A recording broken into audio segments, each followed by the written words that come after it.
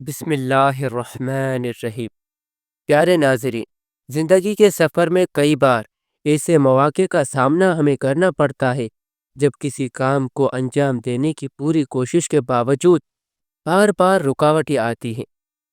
یہ لمحے ہمیں پریشان کر دیتے ہیں، اداس کر دیتے ہیں، مایوس کر دیتے ہیں، بے چین کر دیتے ہیں۔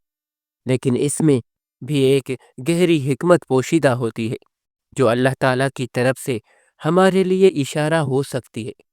جب ہم کسی کام کو پورے دل و جان سے کرنے کا ارادہ کرتے ہیں اور وہ تمام تر وسائل استعمال کر بھی لیتے ہیں، مگر وہ کام مکمل نہیں ہوتا، تو پھر تھوڑا غور کرنا چاہیے کہ یہ رکاوٹیں ایک اتفاق نہیں۔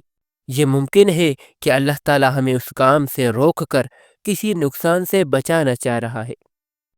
یہ ہماری زندگی کے کسی اور راستے کی طرف رہنمائی کر رہا ہے کہ جو ہمارے لیے بہتر ہے۔ جیسے کہ سورہ بقرہ میں اللہ تعالیٰ نے فرما دیا کہ جو چیز تم پسند کرتے ہو یا جو چیز تمہیں ناپسند ہے وہ تمہارے لیے بہتر ہے، اور جس چیز کو تم پسند کرتے ہو نا وہ تمہارے لیے بری ہے، اور اللہ جانتا ہے جس چیز کے بارے میں آپ لوگ نہیں جانتے۔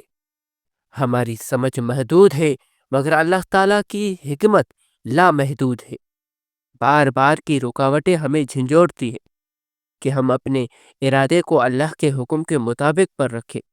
یہ لوگ کافروں کے دوران جو ہمیں رویہ اختیار آنا چاہیے، اس میں ایک ہے دعا اور صبر کرنا اور اللہ سے رہنمائی طلب کرنا ہے، ضروری ہے۔ ہو سکتا ہے کہ اللہ ہماری دعا قبول کرنے میں تاخیر کر رہا ہو تاکہ ہمیں بہتر چیز عطا کرے۔ نمبر 2 جو ہے وہ خود کو جج کرے، دیکھیں کہ آپ کا جو ارادہ اور نیتیں ہیں وہ واقعی نیک اور جائز ہے یا نہیں، یا کہیں وہ نیک اور جائز کے علاوہ کسی اور طرف جا رہا ہے، یا پھر کوئی دوسرا راستہ اختیار کر لے۔ اگر ایک کام میں ناکامی آ رہی ہے تو یہ بھی اس میں بہتری ہے، اللہ تعالیٰ نقصان سے بچانا چاہ رہا ہے، تو دوسرا راستہ اختیار کر۔ بعض اوقات رکاوٹیں ہمیں ایسے نقصان سے بچانے کے لیے بھی آتی ہے جو ہمیں نظر نہیں آتی مگر اللہ کے علم میں ہوتی ہے۔